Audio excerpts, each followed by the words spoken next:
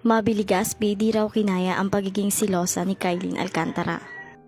Idinitali ng kolumnistang si Christopher Min ang dahilan ng umano'y hiwalayan ng kapuso stars na sina Mavi Legaspi at Kylene Alcantara sa isang episode ng Showbiz Now na ipinalabas noong Lunes, December 4 na ikwento ng kolumnista na inilihad sa kanya ng kanyang source ukol sa relasyon ng dalawa. Hindi na kinaya ni Mavi ang pagiging silosa, insecure nitong si Kylene Alcantara.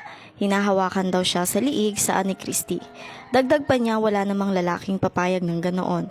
Kaya nga nakikipagrelasyon para maging masaya at maligaya ka. Saad pa niya. Kamakailan rin ay usap-usapan kung ano na nga ba ang real score sa pagitan ni Mavi at Kylene dahil kahit wala pa silang konfirmasyon kung in a relationship na nga ba sila ay bulong-bulungan na ang kanilang breakup. Ito ay nagsimula ng biglang maglabas ng mga cryptic posts ang kapuso actress sa kanyang account. I knew it. Mas naging maugong pa ang chikang wala na ang dalawa nang maglabas ng mensahe ang ina ni Mavi na si Carmina Villaruel para sa kanyang kambal.